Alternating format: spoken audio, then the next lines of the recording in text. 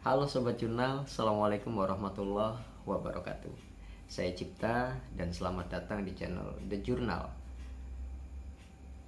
Sobat, kali ini saya akan membahas kembali sebuah pertanyaan dari mahasiswa saya. Pertanyaannya menarik dan menurut saya pertanyaan ini memang masih berkaitan dengan sains, khususnya biologi. Jadi pertanyaannya seperti ini. Pak, bagaimana bisa seorang wanita yang kebetulan mahasiswa saya non muslim, dia menyebut Bunda Maria, seorang perawan, bisa hamil dan melahirkan tanpa melalui hubungan seksual. Wow. Kalau saya pribadi dan kaum muslimin mengenalnya sebagai Siti Maryam. Kejadian itu sebenarnya jawabannya simpel sih sebenarnya. Pertanyaan tadi jawabannya simpel. Bagi kami yang muslim, jawabannya cukup imani. Yakini bahwa itu betul-betul kekuasaan atau kehendak Allah Subhanahu wa taala. Karena berkaitan dengan hal gaib. Istilahnya mukjizat. Dan saya yakin di agama mahasiswa saya yang bertanya juga, hal seperti itu wajib. Artinya yakin, iman bahwa kejadian itu memang kehendak dari Tuhan. Kalau kita kejadian itu memang kehendak dari Allah Subhanahu wa taala. Gampang bagi Allah. Apapun yang Allah kehendaki, kun fayakun. Jadi maka terjadi. Nah, terlepas dari pertanyaan tadi dan jawaban saya, sebenarnya kalau kita lihat di gambaran alam atau sekitar kita saja, kejadian molting atau hamil tanpa melalui hubungan seksual sebenarnya sudah dicontohkan atau sudah terjadi di sekitar kita. Itu bisa, contohnya begini, ada satu spesies yang saya sebutkan ya, contoh-contoh lainnya banyak, spesies lain banyak. Komodo. Nah ini ikon, salah satu ikon kita ya, ikon Indonesia. Komodo ini dia mampu beregenerasi atau berkembang biak dengan cara bertelur ya, tanpa melalui proses perkawinan. Artinya tidak terjadi kegiatan seksual di situ, pertemuan antara kelamin jantan dan kelamin betina yang akhirnya mempertemukan juga sel ovum atau sel telur dengan sel sperma. Komodo betina bisa bertelur ya, tanpa harus dibuahi oleh pejantan. Ini dalam biologi istilahnya sebagai parthenogenesis. Parthenogenesis ini adalah kejadian di mana indukan betina ketika memang waktunya molting, waktunya untuk bertelur, tapi tidak dibuahi atau katakan tidak menemukan pejantan untuk membuahi, dia tetap bisa bertelur. Artinya di dalam tubuh induknya itu sudah terdapat sel telur dan sel sperma yang aktif. Karena begini, bukan berarti tanpa melalui hubungan seksual tidak ada proses peleburan antara sperma dan sel telur atau sel ovum, tetap terjadi. Cuma bedanya kalau tanpa melalui hubungan seksual, peleburan itu terjadi dalam satu tubuh. tanpa melibatkan organ tubuh yang lain dari lawan jenis tentunya. Begitupun juga pada hewan-hewan seperti lebah, ular. Mereka bisa melakukan hal seperti itu, gitu. Masya Allah. Hal-hal yang semacam itu dicontohkan atau kita temukan di hewan. Dan itu sifatnya umum, artinya semua spesies komodo betina bisa melakukan itu. Lebah, ular bisa melakukan itu. Tapi manusia enggak. Hanya dicontohkan pada Siti Maryam atau Bunda Maryam. Dan tidak ada kejadian setelahnya terjadi lagi seperti itu, tidak ada. Artinya itu murni mukjizat. Cukup kita imani saja, kita yakini. Lantas apa enaknya komodo dan teman-temannya yang mampu melakukan molting atau berkembang biak tanpa melalui hubungan seks? Ya tentu ada alasannya gitu, kenapa mereka bisa. Makanya tidak aneh kalau komodo eksis sampai sekarang.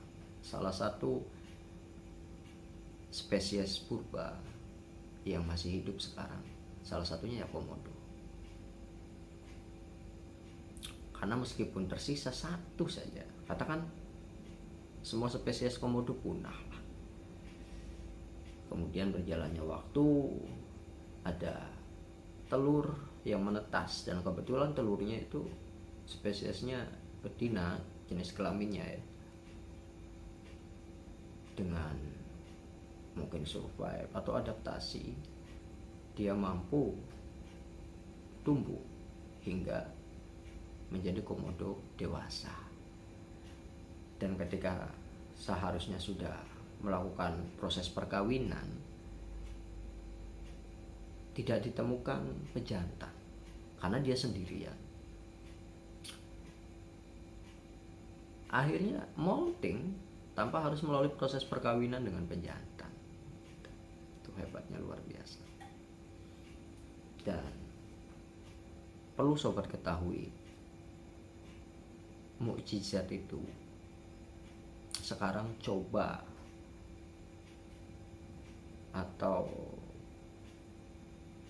istilahnya apa ya lebih enaknya ya, mukjizat yang pernah Siti Maryam dapatkan dari Allah Subhanahu wa taala itu manusia coba ingin buat atau ingin diulangi gitu, dengan akal mereka, akal kita.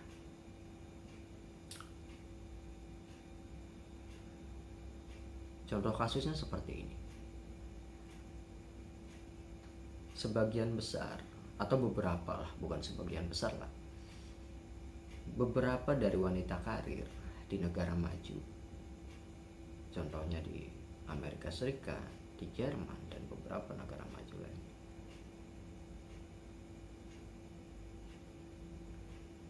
ilmuannya mengembangkan yang namanya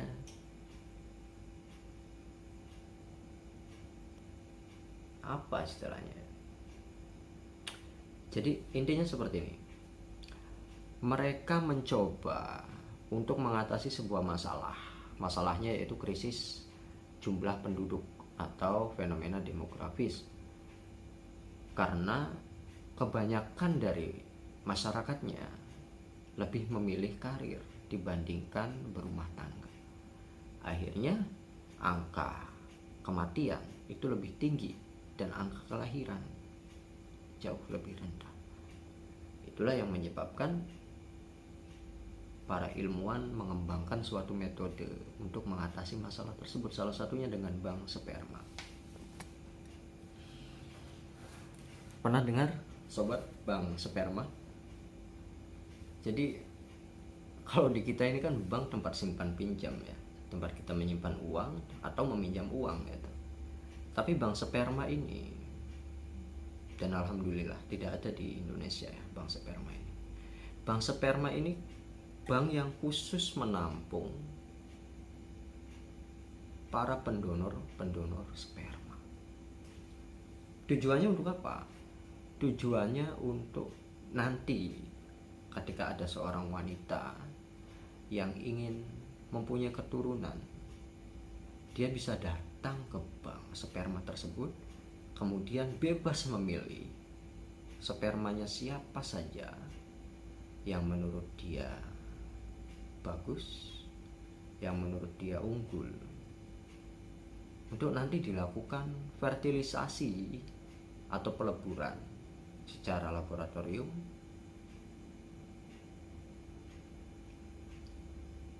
dan kemudian dimasukkan ke uterus wanita tersebut.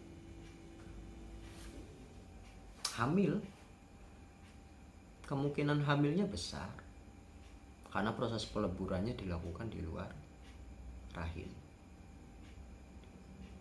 Kemudian setelah proses fertilisasi selesai, dimasukkan kembali atau ditaruh kembali ke uterus wanita tersebut, dinding rahim wanita tersebut. Tanpa melalui hubungan seks, tapi dengan metode atau dengan cara.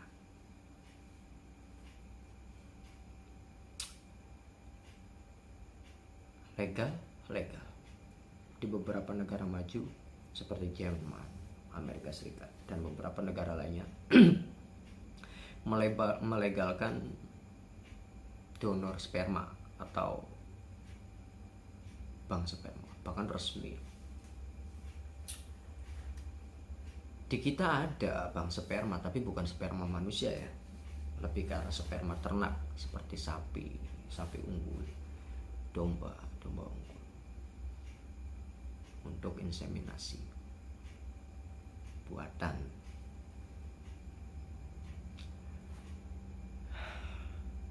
Bayangkan sobat perempuan ya, demi karir tidak mau menikah, karena menikah hanya akan memperburuk jenjang karir. Dan ketika ingin punya keturunan, dan keturunannya pengen atau ingin yang katakan tampan atau seperti atlet-atlet tertentu, dia tinggal datang, sobat tinggal datang ke bank dan tinggal cari. Subhanallah, akal manusia itu kalau tidak dibatasi bisa lebih gila daripada orang gila. Ya alhamdulillah, kita yang punya agama punya batasan. Akal batasannya agama.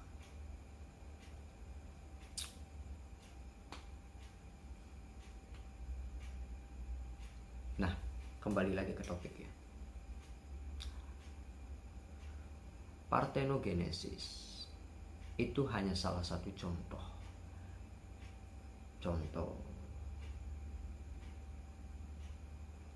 keajaiban lah hewan spesies tertentu berkembang biak tanpa melalui hubungan seksual. Ada lagi istilah fragmentasi. Nah, fragmentasi ini kalau sobat tahu,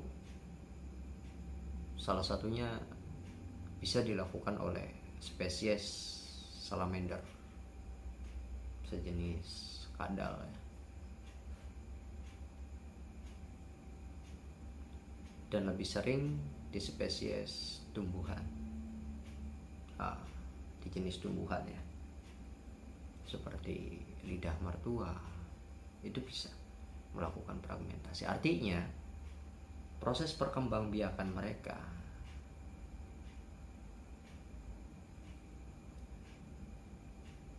tidak melibatkan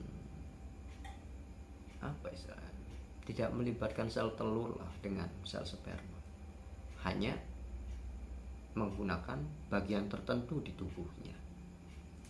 Seperti kalau tumbuhan mungkin bagian daun, batang, akar. Kalau hewan bisa dari beberapa organ tubuhnya, tangan misalnya, ekor.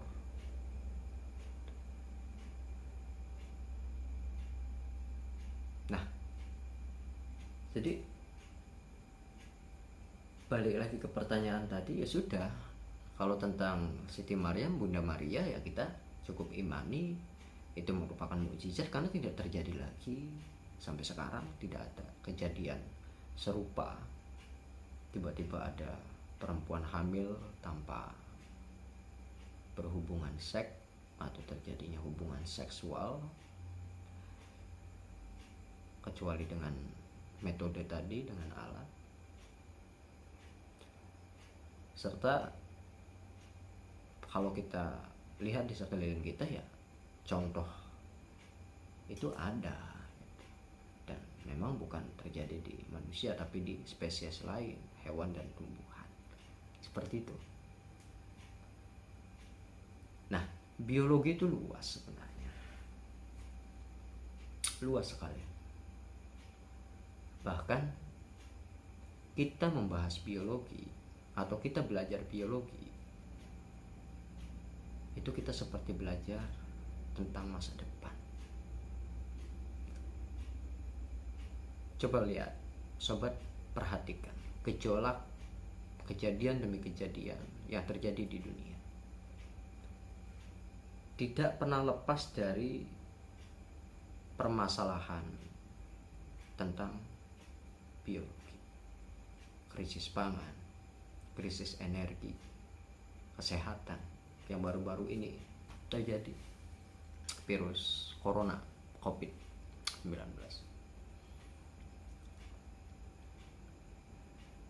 Ya itu biologi, artinya itu dibahas di biologi.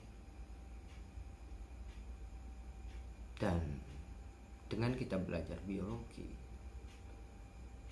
seharusnya kita belajar tentang Tuhan kita, Allah Subhanahu wa Ta'ala, kebesarannya, keesaannya, kekuasaannya, keagungannya. Masya Allah. Bahkan banyak ilmuwan-ilmuwan yang tidak mengakui eksistensi Tuhan, yang sebenarnya bukan karena mereka tidak percaya akan adanya Tuhan, tapi justru karena akal mereka atau otak mereka tidak mampu menjawab pertanyaan-pertanyaan besar yang sudah Allah tunjukkan di alam. Salah satu contohnya keajaiban rahim. Nah, itu nanti kita bahas di video selanjutnya. Rahim. Memang manusia bisa buat rahim ya? Ya. Assalamualaikum warahmatullahi wabarakatuh.